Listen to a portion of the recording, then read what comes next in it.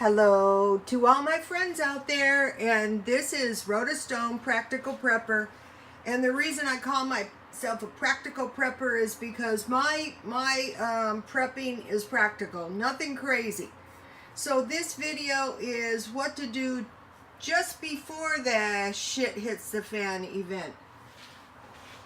And another thing is people should know exactly what shit hits the fan event is. It is an emergent event that puts your survival to test. Okay, a killer breaks into the house. You have to kill them because they're going to kill you. That is an event. Just prior to the killer breaking into the house, you would have to purchase a weapon. Okay, let's just mention a few things that are bad. Wars, rumor of wars. Yeah, we see that. Floods. Oh yeah, we see that. Pestilence. Yeah, we just saw that. If you want to see some locust swarming, go to my Twitter. I posted a video. Famine all over the world. We just had one in Venezuela. Drought. Earthquakes, hurricanes, tornadoes. So, okay, first of all, the first thing I would say to do is when you start seeing these events, one, stop spending. Just stop spending your money and putting yourself in a position to be totally and completely helpless. Start preparing. Say, okay, something could happen, and you know, I want to be as prepared as I can. The first thing to prepare for is a 3-day blackout. The power will go out for 3 days. Water, food, and shelter. Thank you, BS Dave. And make sure your bathtub is clean so you can fill it with water. Okay, now 3, we want to evaluate the event. Okay, I was an EMT, some of you know, some of you don't. And the first thing you do is you evaluate the accident, or you evaluate the horrific occurrence. You don't just run in there and get yourself killed. So you want to evaluate this situation and say, okay, wait a minute, what is really going on? Okay, I'll give you an evaluation of the fires. We have the big fires here.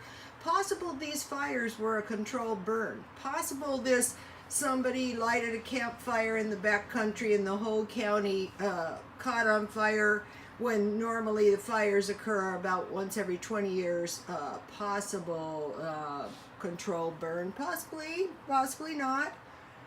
Okay,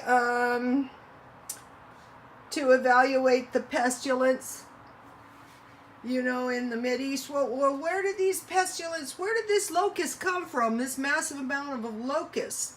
You know, you're going to say to yourself, that's a lot of locusts for the middle of the desert. I have seen huge swarms of bees, bad to be caught in those, but possible, those could be a psychological war, you know, to terrorize the people. It could have been a weapon. Those locusts could have been a weaponized insects. You know, that's ridiculous. Really, when's the last time you saw, you know, this amount of locusts in the desert? I thought it was highly suspicious. Okay, and so then we're going to look at the events around the world and say, could this happen to us? Okay, Venezuela had an earthquake. Now they have all kinds of political tension. And what happens is when people are starving, they don't have the same ability to think it through and protect itself. So the first thing you want to do is prevent starvation, because I'm not sure how long it takes to recover from starvation, but once you've been in starvation, you're not going to be thinking rationally. You're not going to say, they're just trying to They're just trying to overtake the government for whatever reason. So we're going to like look at other places where disaster is hit and say what is going on here actually. Well, what was going on is we had a starving population that cannot think rationally. And also there's another thing, there's propaganda, the photos of the Venezuelan war with children. That could have been propaganda. It could have been pure BS. Okay, so just to like evaluate wars and rumors of war. Okay, some of these wars could be false flags to distract us.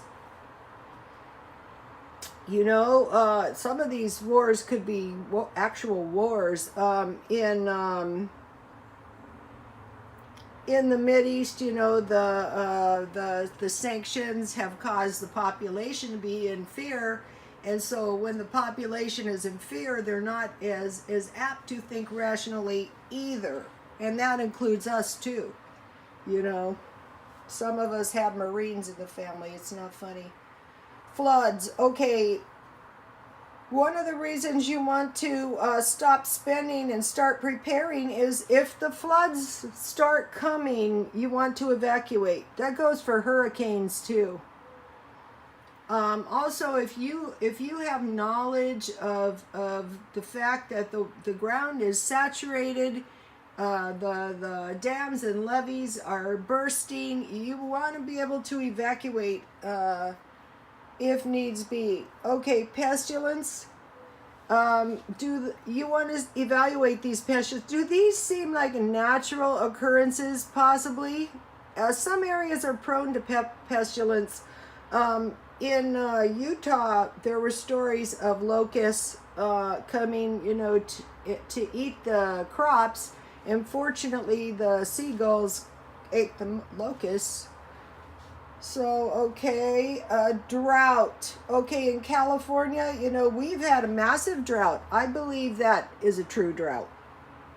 But the truth is, he who controls the waterways controls the earth. Earthquakes. Okay, there was a few earthquakes here on the west coast, and there was an Alaskan earthquake too. So don't think you're so safe just because you're in Alaska. My brother-in-law was in an earthquake, and then he moved down here and he was in the big fire. Earthquakes are really bad, and you don't recover quickly when your area is hit with an earthquake. Hurricanes and tornadoes. Those most likely are natural. A lot of people say, oh, these are being manufactured. Possibly. So, you want to evaluate. These emergency events, putting survival to the test. Stop spending, start preparing, prepare to evacuate if needs be, evaluate the emergency. Does this seem like a false flag? Does this seem like psychological warfare? And that's about it for today, so God bless you all.